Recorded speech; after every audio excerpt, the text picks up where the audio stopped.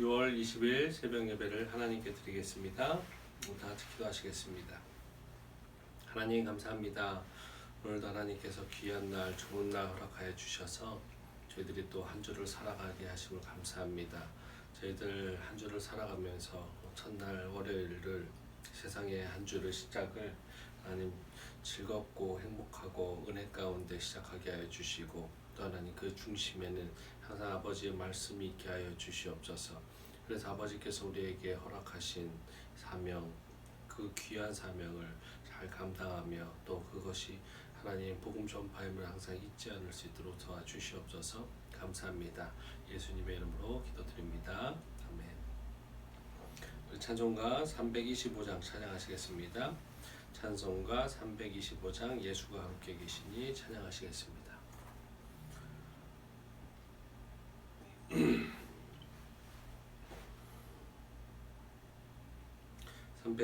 325장 찬양하십니다.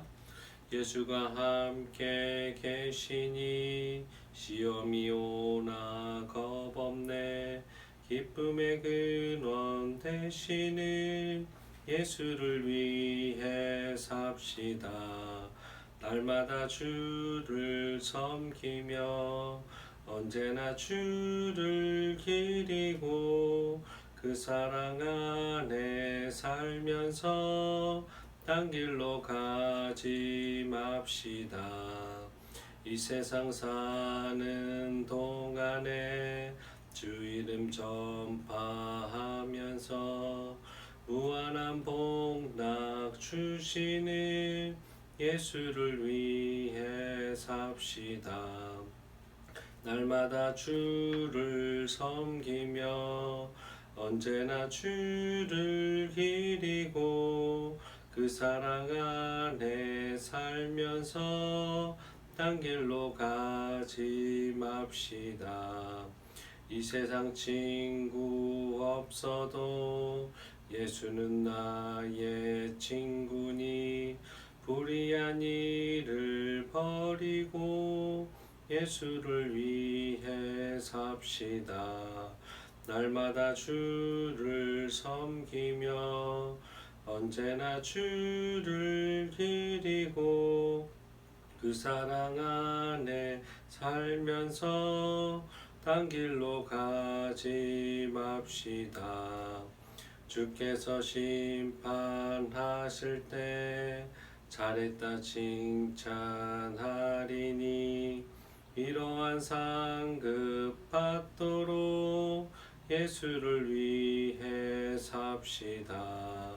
날마다 주를 섬기며 언제나 주를 기리고 그 사랑 안에 살면서 딴 길로 가지 맙시다. 오늘 나눌 하나님의 말씀은 사무엘상 27장 1절부터 28장 2절까지입니다. 다 같이 찾겠습니다. 사무엘상 27장 1절부터 28장 2절까지입니다.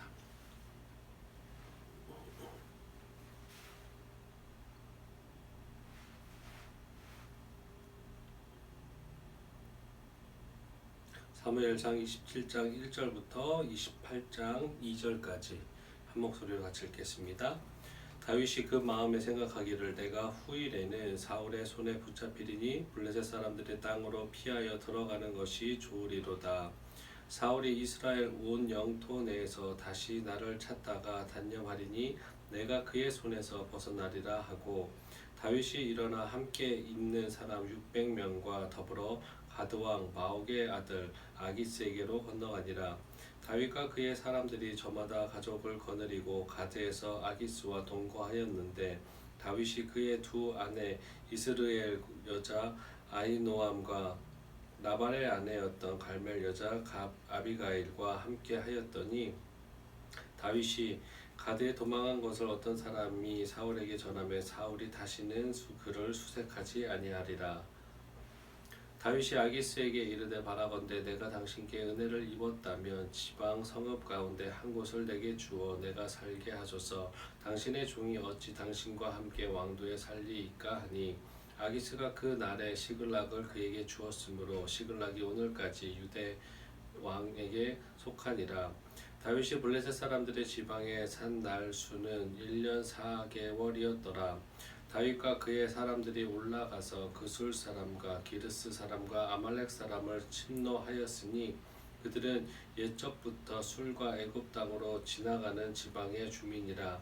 다윗이 그 땅을 쳐서 남녀를 살려두지 아니하고 양과 소와 나귀와 낙타와 의복을 빼앗아 가지고 돌아와 아기스에게 이르매 아기스가 이르되 너희가 오늘은 누구를 침노하였느냐 하니 다윗이 이르되 유다 네겝과 여라무엘 사람의 네겝과 겐 사람의 네겝이니이다 하였더라.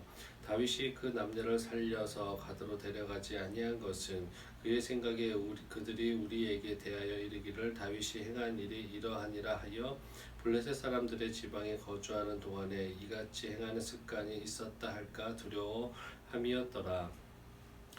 아기스가 다윗을 믿고 말하기를 다윗이 자기 백성 이스라엘에게 심히 미움을 받게 되었으니 그는 영원히 내 부하가 되리라 생각하니라. 그때에 블레셋 사람들이 이스라엘과 싸우려고 군대를 모집한지라. 아기스가 다윗에게 이르러 너는 밝히 알라. 너와 내 사람들이 나와 함께 나가서 군대에 참가할 것이니라. 다윗이 아기스에게 이르되 그러면 당신의 종이 행할 바를 아시리이다 하니 아기스가 다윗에게 이르되 그러면 내가 너를 영원히 내 머리 지키는 자를 삼으리라 하니라. 아멘. 오늘은 맡겨진 사명을 수행함에 휴일은 없습니다 라는 제목으로 하나님 말씀 나누겠습니다. 본문은 다윗의 도피 생활 중에 거의 이제 마지막에 이제는 사울을 피해서 다윗이 블레셋 망명과 시글락에 거주하면서 생기는 내용들을 오늘 말해주고 있습니다. 또한 다윗이 유다 변방의 이방 족속 공격과 아기스를 향한 거짓 보고 및 다윗을 향한 아기스의 신임에 대해서 오늘 본문에서 말하고 있습니다. 구절별로 구체적으로 살펴보면 1절부터 4절은 다윗이 사울의 추격을 피하기 위해서 가족과 따르는 무리 600여 명을 이끌고 블레셋의 가드로 망명하게 되는 내용입니다. 5절부터 7절은 다윗이 가드왕 아기스에게 부탁하여서 시글락을 받게 되고 그곳에 거주하기 시작하여서 사울이 죽기까지 1년 4개월 동안 그곳에 머물게 됩니다. 다윗이 블레셋으로 망명한 것은 본문의 증거대로 사울의 추격을 피하기 위함이었습니다. 그러나 그것은 어디까지나 인간적인 생각이 앞선 것이었습니다. 그는 하나님의 나라의 왕이 될 자로서 이스라엘의 적대국인 블레셋으로 망명하기에 앞서 지금까지 자신을 보호해 주시고 구원하신 하나님께 먼저 여쭈고 하나님의 응답을 기다렸어야 했습니다. 그럼에도 불구하고 그는 하나님께 묻지 아니하고 자신의 유한한 이성으로 판단하고 블레셋 망명을 결정하였던 것입니다. 이것은 분명 불신앙적인 신앙이고 그리고 잘못된 결정이었습니다. 결국 그는 이 잘못된 선택으로 인해서 조금 있으면 큰 고통을 뼈저리게 맛보아야만 했습니다. 한편 여기서 한 가지 특이한 사실은 블레셋 가드의 왕 아기스가 다윗의 망명을 순순히 받아들였다라는 것입니다. 가드왕 아기스는 일전에 다윗이 사울에게 쫓겨 그에게 왔을 때 다윗을 적대했던 바로 그 왕입니다. 다윗은 당시 아기스 앞에서 미친 채 하며 겨우 죽음의 위기에서 벗어날 수 있었습니다. 이런 아기스 왕이 이번에는 다윗을 순순히 받아준 것은 과거에는 다윗을 사울이 보낸 첩자로 생각했으나 지금은 다윗이 사울에게 쫓기는 신세인 것을 확인할 수 있었고 어쩌면 예전보다 자신의 군대가 블레셋 군대가 군사력이 약해졌기에 다윗을 받아들임으로 인해서 자신의 군사력을 다시 한번 정비하려는 의도로 여겨지고 있습니다. 계속해서 8절부터 9절은 다윗이 유다 변방의 이방 족속인 그술과 기르스와 아말렉을 공격하여 사람들은 다 죽이고 재물을 취하여 아기스에게 보고합니다. 10절부터 11절은 아기스가 너는 어느 곳을 침략하고 어느 족속을 침략하였냐고 질문했을 때 다윗이 유다 남방과 연합무엘 남방, 겐 족속의 남방을 쳤다고 거짓 보고를 하게 됩니다. 12절은 아기스가 다윗의 말을 믿고 이제부터 더욱더 신임하게 되면서 이제 다윗은 좀 더 평안함을 유지할 수 있었습니다. 다윗이 이방 족속을 쳐서 노력한 것은 식량을 확보하기 위함이었던 것으로 여겨집니다. 그리고 노력 대상을 위해 세 족속으로 정한 것은 그들이 하나님에 의해서 멸망의 대상으로 정해졌음에도 불구하고 그때까지 살아남아서 이스라엘을 근방에서 계속적으로 괴롭히고 침략했기 때문일 것입니다. 따라서 다윗이 이들 족속들을 공격한 것은 민족적으로 또 신앙적 대의 명분하에서 이루어진 것으로 정당성을 갖고 있다고 할 수 있습니다. 그러나 다윗은 아기스에게 보고하는 과정에서 솔직하게 얘기하지 않고 거짓으로 보고함으로써 또 한 번의 오점을 남기게 됩니다. 물론 다윗이 허위 보고한 것은 아기스에게 사실대로 보고할 경우에 그가 아직도 이스라엘을 위하고 있다라고 의심받을 수 있었기 때문일 수도 있습니다. 그러나 이유가 무엇이든 그의 거짓 보고는 하나님을 의지하는 자로서 옳지 않는 처사이고 결국 그로 인해서 이 아게스의 신임을 얻기는 하였지만 곧 엄청난 위기를 맞아야만 했습니다. 그것은 바로 28장 1절부터 2절에 나와 있는 블레셋이 이스라엘을 침략하기 위해서 모자란 공격력을 더 증가하기 위해서 다윗에게 자신의 민족에게 칼을 겨루라고 자신의 민족과 전쟁을 하라고 참전 명령을 받음으로써 이 거짓말의 대가와 또 블레셋의 망명의 대가가 무엇인지를 이제 깨닫게 되고 있습니다. 오늘은 특별히 본문 중에 8절이 주는 영적 교훈을 한번 살펴보겠습니다. 8절 우리 한 목소리 한 번 더 읽겠습니다. 다윗과 그의 사람들이 올라가서 구술 사람과 기르스 사람과 아말렉 사람을 침노하였으니 그들은 옛적부터 술과 애굽 땅으로 지나가는 지방의 주민이라. 가드왕 아기스에게로 망명한 다윗이 시글락에 정착한 뒤의 활동을 말하고 있는 것입니다. 여기서 나타난 구술 족속과 기르스 족속은 모두 블레셋과 애굽 사이의 지방에 거주하던 족속이었고 이 동족에 비해서 아말렉은 성경에 자주 등장하는 민족입니다. 아말렉 족속의 특징은 이스라엘과 원수 관계였다라는 것을 우리는 성경을 통해서 알 수 있습니다. 이스라엘과 아말렉의 접촉은 멀리 출애굽 당시로 거슬러 올라가기까지 합니다. 당시 아말렉은 르비딤에서 막 출애굽해서 지치고 무력해 있는 이스라엘의 후미를 공격했습니다. 이스라엘은 하나님의 도우심을 힘입어서 아말렉을 격퇴하였고 출애굽기에 보면 하나님께서는 이 아말렉을 반드시 멸망케 하리라고 선언하셨습니다. 이후 아말렉을 공격하여 멸망시키는 것은 이스라엘 지도자의 중요한 사명 중에 하나였습니다. 즉 임무가 되었던 것입니다. 이스라엘의 초대 왕인 사울도 이 아말렉 족속을 진멸하라는 명령을 하나님께 받았습니다. 그러나 하나님의 도우심으로 아말렉과의 전쟁에서 승리한 후에 사울은 명령을 어기고 아말렉 왕 아각과 가장 좋은 가축들을 죽이지 않고 취하였던 것입니다. 그로 인해서 사울은 왕위 폐위 선언을 듣게 된 것입니다. 이와 같이 역사적 정황을 볼 때 우리는 다윗이 왜 아말렉과 그술 족속과 기르스 족속을 공격했는지를 알 수 있습니다. 다윗은 이미 이스라엘의 왕으로서 사명을 수행하고 있었던 것입니다. 비록 사울에게 쫓겨서 자신은 죽을 수 있는 그런 위태한 처지임에도 불구하고 다윗은 자신에게 주어진 사명을 잊지 않고 실행하고 있었던 것입니다. 사실 당시 다윗에게 있어서 이 세 족속을 공격한다라는 것은 굉장히 위험한 일이었습니다. 그 이유의 첫째는 다윗이 공식적으로는 이스라엘의 왕에게 쫓기는 중이었기 때문에 이스라엘 자기 민족에게 어떠한 지원과 또 도움을 받을 수 있는 상황도 아니었고 600여 명이라는 사람은 그렇게 많은 군사가 아니었기 때문입니다. 그러므로 이 세 족속을 공격한다 하더라도 반드시 승리한다고 장담할 수 없는 상황이었기 때문에 다윗에게는 큰 부담이었을 것입니다. 두 번째로 위험한 수 있었던 이유는 다윗이 이 세 족속을 공격함으로써 블레셋 왕 아기스의 의심을 살 위험이 있었습니다. 왜냐하면 이 세 족속을 공격하는 것은 곧 이스라엘의 근방의 근심거리를 제거해 주는 것이었기 때문입니다.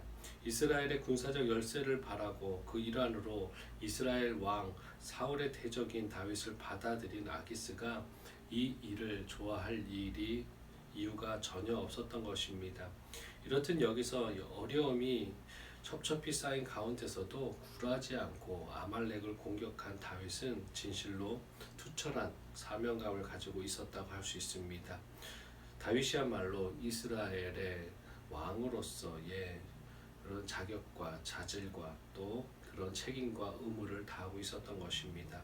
오늘 본문을 통해 우리는 성도에게 맡겨진 사명을 대함에 있어서 어떠한 태도를 취해야 하는지에 대해서 깨달을 수 있습니다. 우리에게 가장 큰 사명은 복음 전파의 사명입니다.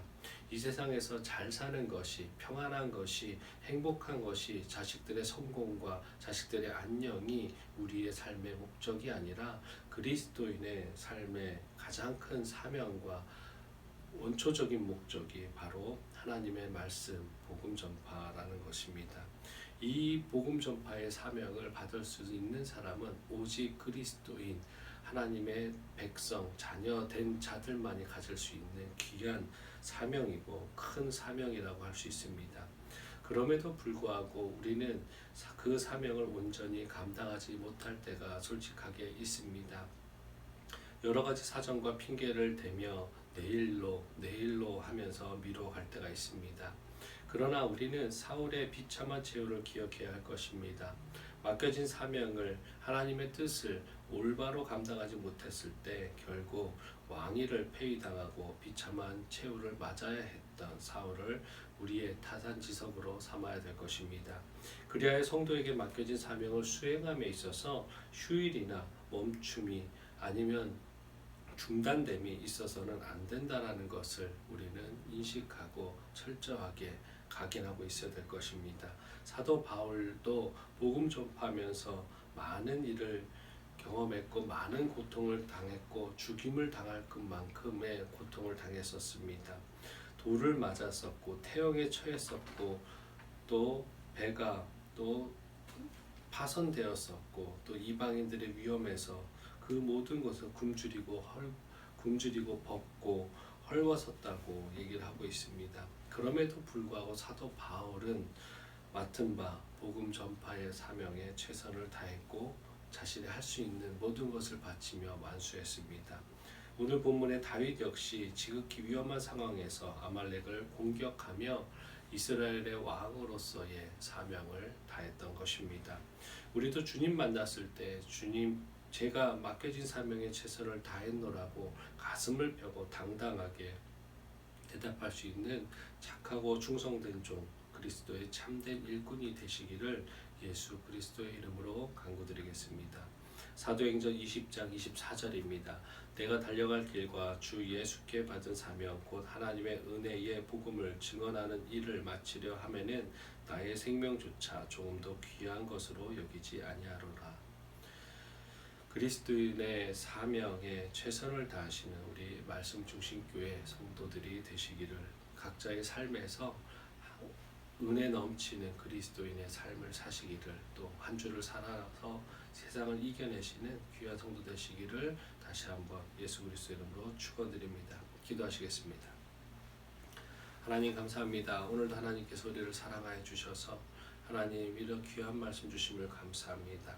다윗처럼 하나님 죽음의 위험에서 이 세상의 가장 큰 고통 중에 있었음에도 불구하고 자신이 이스라엘 왕으로서 또 이스라엘의 백성으로서 하나님의 백성으로서 어떤 일을 해야 되는지를 하나님 결정하고 행동했던 것을 우리가 깨닫게 하여 주시옵소서. 우리도 하나님 죽을 것 같은 고통 속에서 세상 살아가면서 어려운 일을 당했을지라도 그리스도인의 정체성을 잃지 않고 항상 언행을 조심하고 겸손하며 세상 사람들을 사랑으로 품고 섬기는 저희들 될 수 있도록 도와주시옵소서.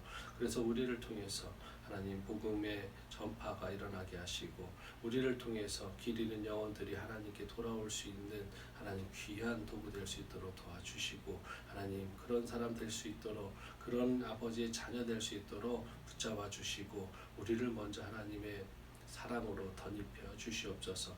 오늘 하루도 하나님께 올려드립니다. 우리 성도님들 다 강건하실 수 있도록 도와주시고 또 성도님들 오늘 하루도 승리할 수 있도록 오가는 모든 길에서 안전을 책임져 주시옵소서. 감사합니다. 예수님의 이름으로 기도드립니다. 아멘. 하늘에 계신 우리 아버지여 이름이 거룩히 여김을 받으시오며 나라가 임하시오며 뜻이 하늘에서 이루어진 것 같이 땅에서도 이루어지이다. 오늘 우리에게 일용할 양식을 주시옵고 우리가 우리에게 죄 지은 자를 사하여 준 것 같이 우리 죄를 사하여 주시옵고 우리를 시험에 들게 하지 마시옵고 다만 악에서 구하시옵소서. 나라와 권세와 영광이 아버지께 영원히 있사옵나이다. 아멘.